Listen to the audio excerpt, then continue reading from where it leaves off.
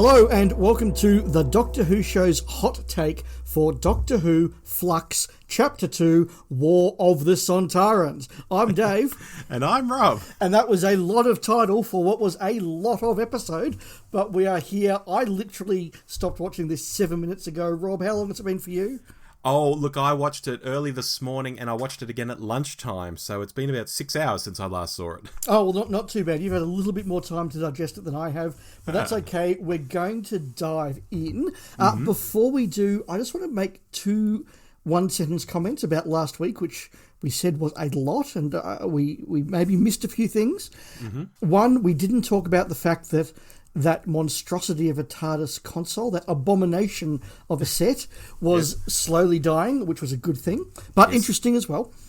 And I also just want to note that it completely passed me by that when the Doctor was talking about the Division, that wasn't setting up some sort of new big bad for this Flux season. That is actually a reference back to the Timeless Child. And because I haven't watched that episode since it was broadcast, and because The Division is such a bland title that didn't sit in my memory, I must admit I didn't put those two together until I heard them in other podcasts. So I just wanted to note that. Oh, okay, yeah, that's who the Ruth Doctor was working for. Yeah. Like, as soon as somebody mentioned it on a podcast, I thought, oh, of course, The Division. They're the Irish blokes.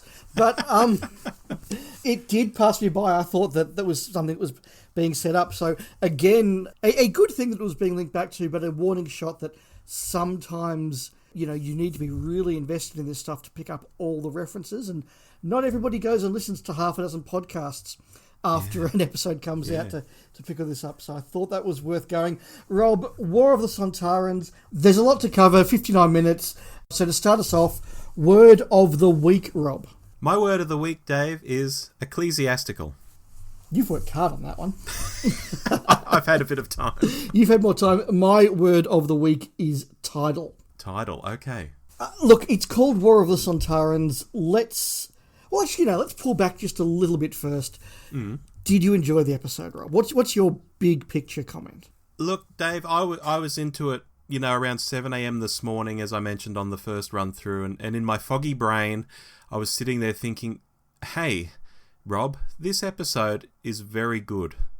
And a few aspects bugged me as it went on, a few Chibnallisms snuck back in, but when I rewatched it, those things actually weren't issues like I thought they were issues. I won't go into what they are, not through a sense of embarrassment, but just so I don't muddy any of the conversation going forward. So on my second viewing, I liked it even more than the first viewing, and on the first viewing, I thought it was pretty good. So I am feeling pretty positive about this one, Dave. Yeah, I am feeling mostly positive. I actually agreed with your initial comment there. It was mostly good, sometimes great, with things that bugged me. I think that's actually a really good way that you put it there, things that bugged me. Maybe that'll get better for me on my second viewing. We'll see. Look, as I was just saying, it's called War of the Sontarans. Did you dig them? Did you like them? Were they cool? I'm just flicking down my notes to where I've jotted a few dot points. I think they're pretty good on the whole. The comedy seemed dialed down from the previous episode, even though there were some funny lines like the guy who wanted to ride a horse. That's why they went to the Crimea, so he could sit on a horse. Okay, that's funny. When they shoot one of their own for returning from being captured, and later they gun down a bunch of civilians in Liverpool, it's clear that they're not funny guys who are, all talk and no trousers. And I think that's good. I think a villain has to do things like that once in a while to remind you that they're serious. They're not a panto villain, and that there are real stakes at hand. What was bad, however, should I go into what was bad, or do you want to have a crack at the Sontarans? No, you do your bad bit and then I'll give my thoughts. All right then. What was bad, meanwhile, was the whole episode hinges on the fact they all go to sleep simultaneously. Now, I don't want to come across all, comic book guy from The Simpsons, but come on, for a highly focused, warlike race, there's no way they'd all go offline at the same time like this. I mean, how does this work in a protracted engagement? Oh, excuse me, enemy, we're just going to go and kip for 7 minutes, all of us at the same time. I get how it helped the storyline, I get all of that, but it just doesn't quite work for me. And then the cherry on top, blowing up the ship in modern-day Liverpool, seemed to solve the whole thing in a temporal sort of way. Okay, it all seemed a bit too convenient. But the Sontarans themselves, they looked good. I quite liked them. Yeah, I really liked them. I thought they looked spectacular, particularly in the armour. I thought the armour was great. The masks were really good. I liked the commander or commanders clone race, so he gets to play a few. I thought that was really good. I agree. There was a viciousness and an effectiveness to them that made them genuinely seem formidable. Yes. The use of CGI, giving them numbers, made them genuinely seem formidable. It looked for a long time as one of those, like, how does the Doctor get out of this one? Which is always a great thing for Doctor Who. So I was very positive in that sense. I liked the cunningness of the plan. I like that we're seeing once again the Sontarans playing with time, not in the way that the Time Lords and the Daleks do, but they have a familiarity with time. We saw that in the Time Warrior. We saw that in the Invasion of Time. We saw it in the Two Doctors. Sontaran stories are often linked with their attempts at or rudimentary time skills. So a lot of pluses for me. I didn't like the Dan Starkey Sontaran, and let me say why, because I think that this is actually going to be, I'm predicting, I haven't looked at any feedback, but I think this could be one of those it splits fandom debates. A lot of people will say, but the Sontarans have always been funny, they've always been comic relief, they should be comic. And I get that. There is a certain laughability to the Sontarans. But to me, Sontarans and humour is very much like Arthur Lowe playing Captain Mannering. They are funny because of their incorruptibility and because they're playing it straight, no matter how ridiculous they're being. And there was that particular scene where Dan Starkey was in his Sontaran makeup and he's been tied up and he's doing it with the Doctor and he's playing it for laughs and he's leaving pauses for the laugh gags and this is a funny line, so I'm doing a funny voice. And I just thought, no, that's not how you do it. They should be Arthur Lowe, not Private Pike. That's my take. I'll be interested to see how people feel about that one. Yeah, me too, when more podcasts start popping out for sure. I'll come back, I think, to the resolution, because I think there's more to say on that, but I will foreshadow by saying I broadly agree with what you said. Let's talk a bit more, high level, about the setup of this episode. So we left last time with what I called cliffhanger whiplash. We had, oh my God, the universe is about to end, followed by a teaser trailer. Look at what the fun we're going to have next week. And this was quite whiplashy. We went from the universe is going to end, the Doctor's in a TARDIS, and the Flux is coming to, we're now just in Crimea. And I kind of dig that. Whoa, I'm going to jump in there, Dave. Yeah. Are we in the Crimea? Oh. Because I'll start by saying with the Flux, for a series based around it, there's not a whole lot to say about the Flux in this episode. Yes, it's a thing. Yes, everyone's concerned about it, but we didn't really advance the storyline any. Maybe that'll be next episode. But when we first start this episode, Dave, Jodie is in, I don't think she's in the Crimea. I think she's on Gallifrey, and she's looking up at a crooked old weird house that's floating in midair. The Longbarrow house. And that's where I'm going, Dave. Maybe it's just because we did an episode on Longbarrow. Yeah. But I have to ask you, is that meant to be Longbarrow, or is Chibnall just trolling older fans? I don't know whether it's meant to be Longbarrow. I don't know whether it's because in a world where Harry Potter exists and is big in the fantasy zeitgeist, that influences elements and it looked kind of like that. Or it's just a coincidence, or it's a troll, or it is actually Longbarrow. That would be very cool. There's one other option, and that's that Azure lured Diane into an old house in the first episode, and it was quite dark, and I haven't gone back and looked at it, but my memory was that it was kind of a gothic-looking house that she lured her into. Could it be the same house? I'd rather go with Longbarrow, to be honest, but that was the other option in my head. So are you positing that the Doctor is really somewhere else and having various experiences, or just that the Doctor briefly went to Crimea via somewhere? She went to Crimea via somewhere in her memory. Right. So I think the Flux sort of hit the TARDIS. She's blacked out and had this vision where I don't think she's in the Crimea. It's confusing because she's got the same sort of wavy kink in her hair as she has in the Crimea because it's wet and snowing or raining or whatever. And I think that can make it look very similar.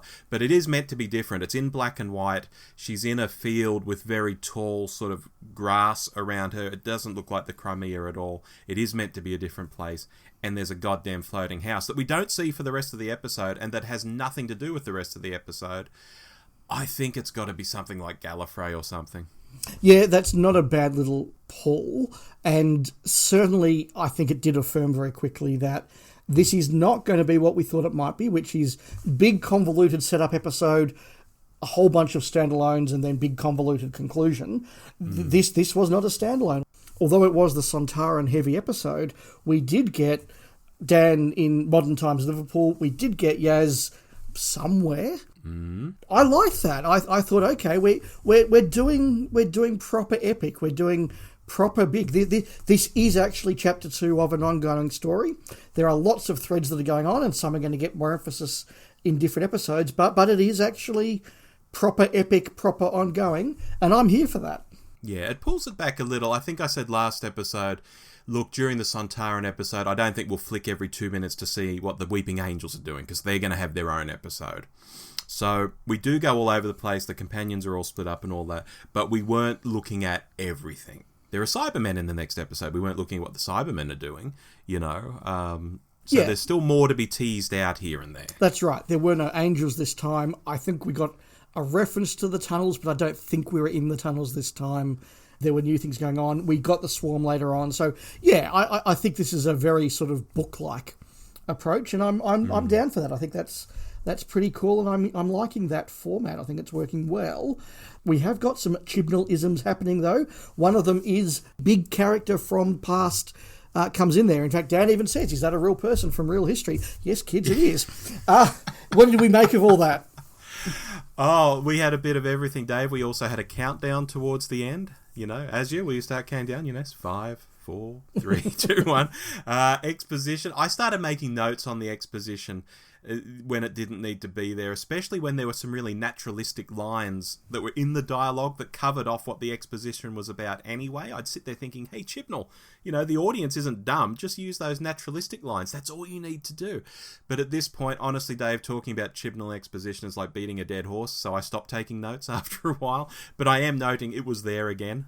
Yeah, a couple of our listeners did pull us up on social media during the week and said we went a bit harsh on Chibnall's exposition last episode, and I think that's not an unreasonable thing. I think we are primed to look for it, so when it pops up even a little bit, we're like, there it is. This episode, though, I think there were actually some very blunt scenes and some quite clanger lines that I thought, yeah, his writing is back, and that was a shame. But I enjoyed Mary Seacole. Mary Seacole, I think she provided some good light relief, which is probably not what people were expecting when they heard that this was, you know, the Mary Seacole episode. You know, we got a general sense of what Seacole was doing in the Crimean War. However, Rosa, this was not. You know, we didn't go very deep at all. And with Yaz and Dan sidelined, she was largely there for the quips. And I think there was a really good one where she sees Dan on the view screen. She's like, oh, hello, dear. I don't know what's going on either. You know, and that got a genuine laugh from me. And I kind of liked this, you know. She wasn't treated foolishly or in a dismissive sort of way. And if the kids want to know more, there's certainly something there to grab onto. They've got the name. They've got the gist of who she is. They can go and read up. It didn't need to be super historical, which, you know, we should get real here. If the episode isn't seeking to be an historical, you shouldn't be going that deep. You can't have your cake and eat it too, you know. I think she was pitched just right for this kind of story. Yeah, I think that's pretty fair. I did note the irony that Chibnall has finally found a format that perfectly works with a large TARDIS crew where they can all go off into long, deep plot strands and do stuff in different, literally different time zones and different planets. And he did that so effectively that he actually found he was a companion short and so needed Mary to be the substitute companion. And you're right, she did sort of start off as, hey kids, here's an historic figure. If you don't know about Mary, let's teach you about her. She's real. And there was that genuine sense of, you know, what she did, what sort of person she was, and how she's a great role model and a very positive figure and all the rest of it. And then sort of slowly just slid into being the companion. Again, great characterization and great lines, but she was, by the end of it, basically just companion substitute and someone to mean the Doctor didn't have to talk to herself. Yeah. True. What about General Logan? Yeah, definitely a low point of the episode for me. This is another example of not just Chibnall Who, but frankly all of modern Doctor Who simply has no concept of how to write for the military. They all have a very cliched, stereotypical, warped outside view of the military that I think is frankly not very clever, not very appropriate. Look, maybe I'll say that as somebody who did wear a uniform for a few years back in my youth, but I contrast it with the classic series where, particularly in the 70s, a lot of the cast and crew did serve. And there was not a reverence for the military. I don't think that's what I'm talking about, but an understanding of the pros and the cons and how the military works. The brigadier could be very capable, very cunning, very smart, but occasionally belligerent and occasionally focused on an outcome that the doctor wasn't. That's clever. This guy was just a dick. He was stupid for the sake of being stupid. He was cowardly for the sake of being cowardly. He was a revenge-filled plot device when they needed a revenge-filled plot device. He didn't feel like a character. He felt like a cipher, and that took me out of several chunks of this episode. I've even got cipher written down here in my notes in the dot points. So I'll skip forward. Yeah, look, re the sabotage. I'm still not sure how he managed to take just a couple of light infantrymen in there and sabotage all those ships with, tons and tons of gunpowder. No, that was days of work. They only had 6 or 7 minutes to sabotage the gases in the ships, yet somehow he got around all the ships in 6 or 7 minutes, sabotaged the gas. Then with only 2 dudes, under the nose of the Doctor and Mary Seacombe, brought in all these kegs of gunpowder. It was like, ooh, that's one of the things that didn't make sense the first time. It still didn't make sense the second time, I've got to say. So let's loop a couple of these points together, because I've only got minor points from here, and I think this is a sort of the big one. There were too many things in this episode that to me were just a little bit too convenient. There was, as you said, everybody goes to sleep for 7.5 minutes. There was, and suddenly a few barrels of gunpowder put together by a couple of guys was enough to blow up spaceships that can, travel through. No, like that's ridiculous. There was by pushing a few buttons. Okay, I get that Calvinista is an alien and he's got smarts and all the rest of it, but by pushing a few buttons, this ship does I don't know what, and suddenly all the ships have gone without any debris. It was, to me, too many cheats, and that, to me, did spoil the ending. Well, even Calvinista turning up to rescue Dan was very Deus Ex Machina. On face value it works, but if you start to think about how he'd need to know where to be, he'd need to know how to track Dan, he'd need to sneak onto the ship when sneaking doesn't seem to be one of his strong suits. It's all a bit, I get that it's meant to be this big surprising moment and ta-da, there's Calvinista, but it doesn't work well in my mind. Yeah, look, this is, I think, again, one of those problems with doing a hot take where it worked for me in a moment. Okay, Calvinista is an established character. He came back. It was a nice moment of drama, a nice moment of humour, and I think for most of the audience, that's it. Good laugh, good moment. You're right. When we sit here and go, what were the problems with the episode? That was a problem, but I think for the casual viewer, it would have been fine. Whereas some of the other things we've said, I think were less so. I've got a couple of minor points, and I'm sure you've got a couple of minor points. I've got a few points on Swarm and Azure that I'd like to get through. Okay, well, let's do them as a bundle. Go on. You start us off. Okay, because I still don't think we have much sense of who they are, to the degree that people out there on social still think that Swarm is the master. And hopefully we'll learn more in the next episode, because to be halfway through the series in the next episode and still not know what's really up with the main baddies, I don't think that'd be a good thing. If we get into the 4th or 5th episode and we still don't know, I'd be calling BS on it. But I'm confident from the trailer and the title of the next ep that I think we're going to learn it next. I will highlight one weird line from Swarm. He says, "Time is running wild. It could really harm the TARDIS." And I mean, okay, but in the grand scheme of things, how important is the TARDIS to mention? Like, time is running wild. I dare say that's going to affect the entire universe, not just the TARDIS. It just sounded really weird, that line. It really stuck out to me for some reason. It's like if I said, "Dave, your neighborhood is going to get carpet bombed. It's really going to mess up the Subaru." Do you know what I mean? Look, I do, but I actually liked it. I liked all of the Swarm stuff. I thought it was really well done, really creepy. Very camp. It is camp in the good way, and I like that. I do like that it's still a bit of a mystery, and that is something that is keeping me engaged with Flux. As a saga, I'm going, okay, who are these people, and what is this about? I liked the fact that yes, he's talking about, or is it a he and it? I don't know. I didn't get his pronouns. I like the fact that Swarm is talking about the universe, but clearly it is very personal for him, and he wants to make it personal about the Doctor. So I actually got, and I liked that fact that it was, I don't care the whole universe is burning, your TARDIS is burning, and I want you to know that. I liked that. I think it does indicate that something personal is going on. Look, the Master does fit still, but I don't think it works. And I particularly want to highlight the line, it was something along the lines of, you perceive time as so linear, or his retort to Yaz. Yes. And that sort of implied that we are doing a bit of a timey-wimey thing where maybe Swarm is meeting the Doctor in reverse, or their perception of reverse, or whatever.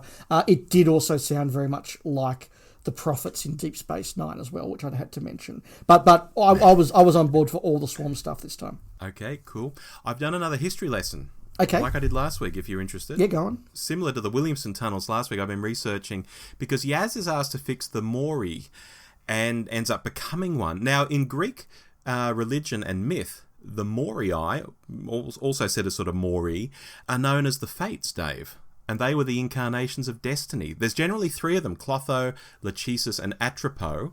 And where were we in this episode? We were in the Temple of Atropos. So I've got a feeling they're sort of playing on this theme of destiny, and they're sort of using some Greek religion and myth in there. It's not quite a complete match, because there were more than 3 of them in there, for example, even before Vinda and Yaz got added. I think he's doing something there with some Greek myth. So, stay tuned on that. Yeah, okay. I hadn't picked all that up, but I do think that's very cool, and that's very interesting. Are we down to dot points? Yeah, I mean, Joseph Williamson, where did he go after he talked to Yaz? He still thinks he's wandering the tunnels under Liverpool, I think. Is he just wandering around that temple? I don't know. It was a strange little cameo. Yeah, he certainly thought it was 1820, and that threw me for a bit, so that was interesting. I noted that down.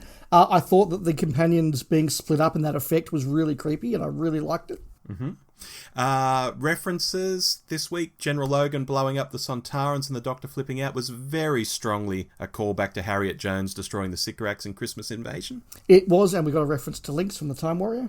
Mm-hmm, absolutely. I thought Vinda was good insofar as the actor remembered his few lines. But that's about all. Like, he wasn't good or bad, he turned up, he gave some lines, he was a statue, okay. But then there was that moment where he's trying to shoot Swarm, and Swarm's just moving around, and he tries again, and he tries again, and then as he gets into the act, he tries again, and he tries again, and it's like, dude, give up. we get it, you can't hit them. Yeah, I didn't really take much out of Vinda, but he was there. Mr. and Mrs. Dan didn't do anything for me, and I don't need parents in Doctor Who, but I'm sure they made some people laugh, and that's good. And music wasn't as much of a standout as last week, but there's some good battle music in places. When I concentrated particularly on my second watch, I was like, oh yeah, okay, yeah, I can hear what Akinola's doing here. Good, very good. There was some great music, I agree with that. When they mentioned zero coordinates, I thought for a moment we were going to be at the Gateway in Warriors Gate. Very cool, yes. And I will say the cliffhanger was very cool, and I was waiting for the moment of the snap, and I was going, yeah, are they going to snap before the credits? Yes, he has. Okay, cool, I'm on board. I don't know what's going on. Shall we go to the sports desk? It's time to go.